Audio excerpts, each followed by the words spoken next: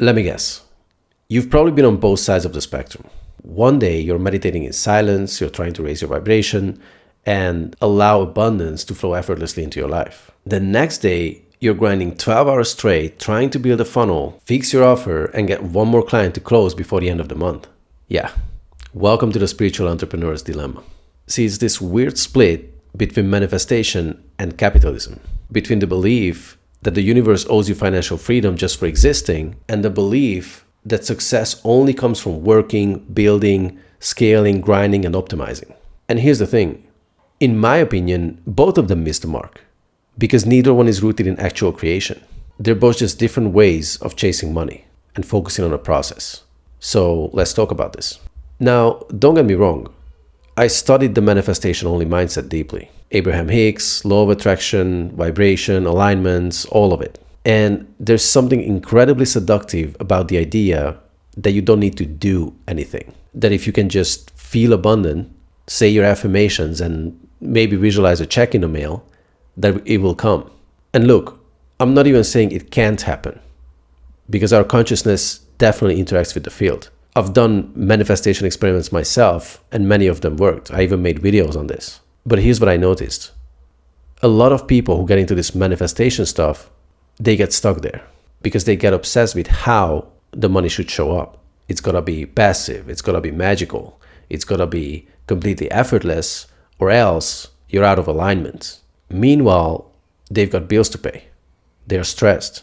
They're trying to surrender their way into wealth while freaking out that nothing's actually changing. So let's be honest here. Just because you feel like you're a millionaire doesn't mean your rent is paid.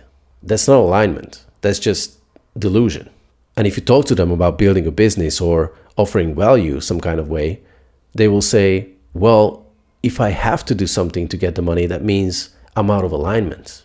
Okay, but what if you're actually just avoiding action because deep down you're scared of rejection? Or because you don't feel ready? Or you want the reward without risking failure? You're not being spiritual. That's just procrastination. Now, here's where it gets trickier. Because there are entire coaches out there who teach people how to win the lottery, for example. Like literally, here's how to attract the winning ticket using your mind. And again, I'm not here to say it's impossible, because I'm aware, probably more than anyone I know, just how much our minds can influence physical reality. But what really bugs me in this is, let's say they've got a group of 200-300 people doing this practice. Statistically, a few of them will win something, simply based on the law of averages, right? So the coach can go in there and screenshot the wins in the group, post it and say, see, it works. And now the whole group is hyped about it. But here's what they miss. It's not really repeatable, and therefore it's not teachable. They're selling luck and pretending it's mastery. And sure, one guy might post a screenshot of a $300 scratcher win and say, oh my God, I knew it, I felt it, I knew I was going to win. But what about the hundreds of other people who also felt it and got nothing? Now they're sitting there thinking, damn, maybe I wasn't aligned enough. Maybe I didn't believe hard enough. Maybe I need to clear one more childhood trauma before the jackpot comes, right? And it's annoying to me because, if anything, it's spiritual gaslighting, technically. Unintentional maybe, but it's real. I see it all the time. And it keeps people trapped in this weird loop where they believe the only way to get rich is to wait for the universe to bless them, instead of stepping into actual creation. Now, on the other end of the spectrum, we've got the other extreme, which is what I call the Atlas Shrugged type people. These are entrepreneurs who worship the grind, always building, always launching something. Their love language is value creation, and their religion is capitalism. Now, this crew believes if you work hard enough, if you solve the right problem, if you build the right system, you deserve wealth. I mean, it's logical and sounds fair, right? And listen, I respect it. I love building stuff. I've been in that world too. Creating offers, reaching out to people, doing business presentations, learning sales and marketing, etc. But here's where they fall short. They get so caught up in effort, they start worshiping the means instead of the end. If something feels hard, it must be working. So if something is easy, they don't trust it. If a result or a certain outcome shows up out of nowhere, they assume it's not sustainable, not realizing that their nervous system can actually get addicted to the struggle. Discomfort then becomes their metric for success. So they keep building, launching, optimizing, but never actually ask, is this what I chose to create? Or am I just working hard so I can finally feel worthy? Now, let me tell you a weird story from my own life that's related to this. One night, and this was about 10 years ago at this point, but I remember I got super clear on an amount of money that I wanted to manifest. I don't remember why that exact number, but I chose it. I felt into it, I visualized it, and then I went to sleep on it. Now, within 2 days, no joke, my uncle calls me and he's like, hey, one of my friends just called me and said he wants to sell his like mineral and crystal collection thing, and he offered me to give me 50% if I help him. And he was like, but I don't really have the time, so if you help me sell it, I give you half of my half. And I was like, wait, what? I quickly ran the numbers in my head and I realized my cut would have been exactly the amount of money that I had focused on like a day or two before. That's serious. Now, here's the twist though.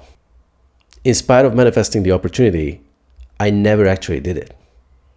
Like, I can't even give you a good reason why, to be honest with you. I mean, I probably looked at the collection once and I realized that I would need to post it to different groups and contact people in niche groups and maybe learn a little about stones and crystals, which I couldn't really bother, to be honest. And I don't know why, but I never picked it up. Now, looking back, I'm like, well, what did I expect?